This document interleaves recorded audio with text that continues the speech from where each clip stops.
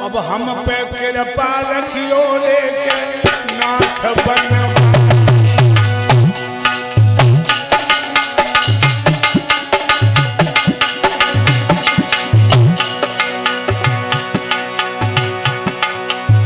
अरे नाथ बनवारी मेरे बनवारी मेरे बनवारी मेरे गिरधारी।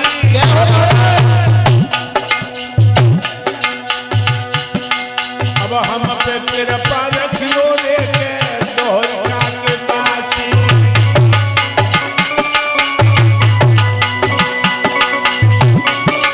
आ गए तुम्हारे द्वार मेरे आधार बनो गिरधारी बनो गिरधारी।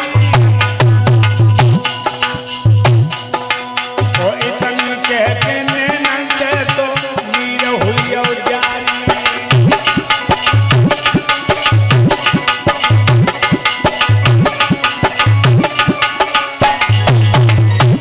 कहने लगे दादा भीष्म कन्हैया, यहाँ तो तुम पंडवाओं का पक्ष बजाते रहे, अब ये बूढ़ा मर के तुम्हारे दरवाजे पे आ रहा हूं, निठुर न बन जाइयो।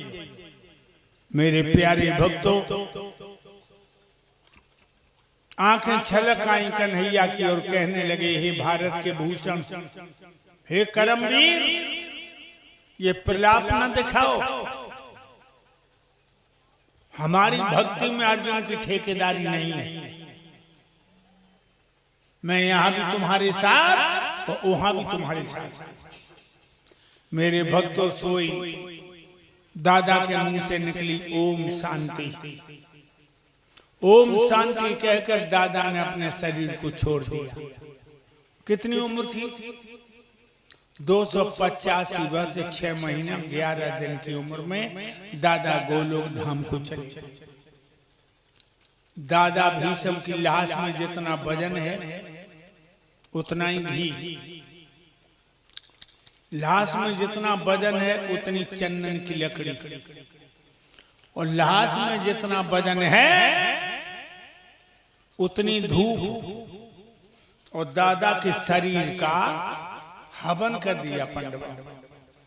ध्यान रखिए लोगों, हम देखते कोई गांव में मर गो, 2 किलो घी ले लो, 2 किलो धूप ले ली और फूंक दिए। नहीं, वेदों में आया है कि लाश में जितना वजन है उतना ही घी, लाश में जितना वजन है उतनी लकड़ी, लाश में जितना वजन है उतनी धूप, शरीर का हवन कर देना चाहिए। हवन आप लोग भागवत सुनने आए हैं, आज इसे दारू, तम्बाकू, बीड़ी, सिगरेट, ये मादक वस्तुएं छोड़ दो और ये पैसा इकट्ठा करने लगो।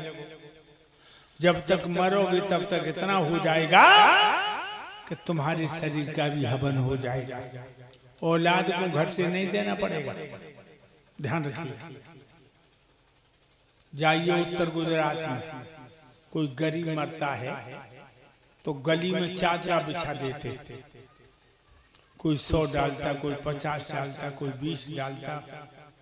बस गरीब का इतना पैसा हो जाता कि उसका भी हवन हो जाता शरीर का।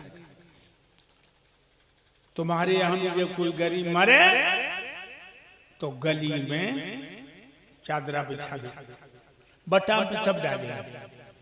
ध्यान रखिए। इसीलिए आज इसे दारू, अंडा, मांस जी बुरी चीजें छोड़ दो। अच्छा, एक हाथ उठाओ, कौन कौन नहीं मरेगा?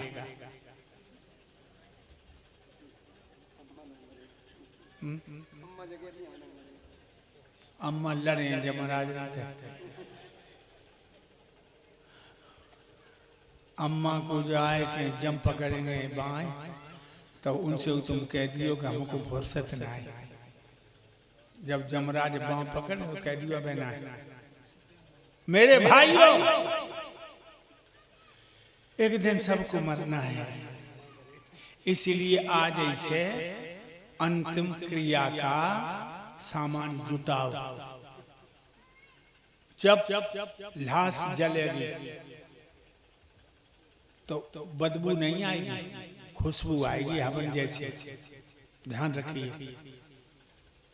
दारू बीड़ी गुटखा ये सब छोड़ो, आज ही छोड़ो, कल के लिए नहीं।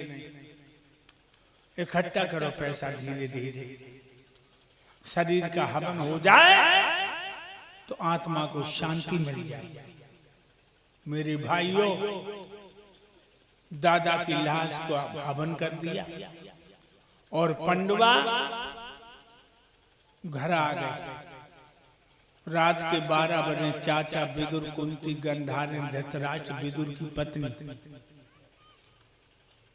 घर छोड़ के निकल गए व्यास आश्रम और वहां जाकर योग विधान के द्वारा अपने शरीर को छोड़ा। ध्यान रखिए भाइयों, मुनेश्वर प्रसाद जी जैसो जैसो बुढ़ापो आए, हम तुम मौत के निकट पहुंच रहे और एक दिन जाओ, औलाद को भी छोड़ना है, औरत को भी छोड़ना है, शरीर को भी छोड़ना है। इसलिए अब इसे धीरे धीरे परिवार से अलग होने लगो, धीरे धीरे, क्योंकि एक दिन अलग होना है। चाहे बुढ़ा हो, चाहे बालक हो, चाहे उम्र जवानी हो, जब जान निकलती है तंत्र से सब पे नादानी हो। बेकार पड़े रोना सबको, सबकी आंखन में पानी हो। सुखते तो सोता है वो जो पूरा ज्ञानी ध्यानी हो। ज्ञानी सुख से सोता है, मूर्ख तो रोता है। मेरे भाइयों, पंडवा रोते रोते घर चले आए। इधर ने पता लगा कि चाचा विदुर, कुंती, गंधारिन, धृतराष्ट्र विदुर की पत्नी दुनिया से चले गए। उन्होंने अपने चारों भैया बुलाए, नकुल, सहदेव, भीम, अर्जुन, और धर्मराज कहने लगे, भैया ये जीवन क्या है, मृग तृष्णा, इसमें विश्राम नहीं मिलता। हम तुम रोते रोते पैदा हुए और सारी जिंदगी रोते ही निकल गई। अब रोने वाले संग छोड़ गए। प्रायश्चित करना है तो चलो हिमालय में गल जाए। अभिमन्यु पुत्र परीक्षित लाल को दिल्ली का तख्त दिया। पांचों पंडवा द्रौपदी को लेकर कुत्ता संग रहे, कालो कुत्ता जो धर्म का प्रतीक, वो आगे रहे। कुत्ता के पीछे धर्मराज, धर्मराज के पीछे अर्जुन, फिर भीम, नकुल, सहदेव, सबके पीछे द्रौपदी। जब पहाड़ पे हिमालय पे पहुंचे, द्रौपदी गलन लगी जो सबसे पीछे थी। द्रौपदी का भीम से बड़ा प्यार था, एकदम चीख पड़ी, पिया भीम मैं गल रही हूं। भीम ने जो देखा कि द्रौपदी गिर गई, घुटने तक गल गई। कहने लगे, भैया धर्मराज बात सुनो। धर्म बोले, बताओ। द्रौपदी गिर गई तो धर्म ने पीछे मुंह नहीं करो, आगे मुंह क्यों? भीम, ये समय मोह बढ़ाने का नहीं है, गलने को तो आई है। भीम कहने लगे, भैया एक बात बताओ। क्या? द्रौपदी सबसे पीछे सबसे पहले क्यों गली? धर्मराज कहने लगे, इस औरत को अपने यौवन पे बड़ा घमंड था। इस औरत को अपने यौवन पे बड़ा घमंड था। जब यह श्रृंगार करने खड़ी होती थी तो मन ही मन में कहती थी, मेरे समान सुंदर कोई औरत नहीं है। घमंड था इसे अपने यौवन पर। यौवन किसे कहते जानते? जवानी को।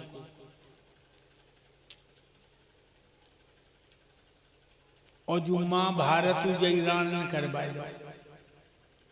धर्मराज बोले, जो महाभारत या राण ने करवाए दो, इसीलिए पहले गली। द्रौपदी गलिए, नकुल सहदेव गलिए, भीम अर्जुन गलिए, धर्मराज को अंगूठा गलो। क्यों? कुरुक्षेत्र में थोड़ा झूठ बोल गए थे। अश्वत्थामा नाम को हाथी मरो, इन्होंने कह दिया अश्वत्थामा हाथा, नरवा कुंजरू नहीं कह पाए तो शंख बजिए। तो कन्हैया के कहने से एक बार झूठ बोले, अंगूठा गलिया। और मुनीश्वर भैया, हम तुम सवेरे संजालू कितनी झूठ बोलते हो, बताओ मरे हो कि जिंदा हो? अगर आधार को पूछी जाए तो हम तुम जिंदा नहीं हो। आप लोग चौंके होंगे, आधार खाते पीते सोते जगते बोलते चालते चलते फिरते हो, फिर भी जिंदा नहीं है। हाँ, तुम्हें जिंदा और मुर्दा की पहचान नहीं, हम बताएं। जिंदा वो माने जाते जो प्रभु से प्रेम लगाते हैं, जगत जाल में फंसने वाले सब मुर्दा कहलाते हैं। जिंदा वो माने जाते जो प्रभु से प्रेम लगाते हैं, जगत जाल में फंसने वाले सब मुर्दा कहलाते हैं। जिंदा बोले सदा झूठन को मुर्दा जान रे। गुरुदेव में आज समझाई रे, सुनो लगाई के ध्यान रे। गुरुदेव आज तुम समझाई रे, सुनो लगाई के ध्यान रे। जिंदा वो माने जाते जो प्रभु से प्रीति लगाते, परम पिता परमात्मा का सुबह शाम श्रद्धा से नाम लेते हैं और भगवान को धन्यवाद देते कि तुमने हमें मनुष्य बना दिया, वो है जिंदा। और जो धन के नशा में, पद के नशा में, औलाद के नशा में, न मौत की याद और न ईश्वर की याद, वे ये मुर्दा। जिंदा बोले सत्य, सदा झूठन को मुर्दा जान। जो सत्य बोलते हैं वो जिंदा है, और झूठ बोलते हैं वो मुर्दा। और सभी स्वार्थी मरे हुए जिंदा परोपकारी हैं, मरे हुए सारे व्यभिचारी जिंदा सब ब्रह्मचारी हैं।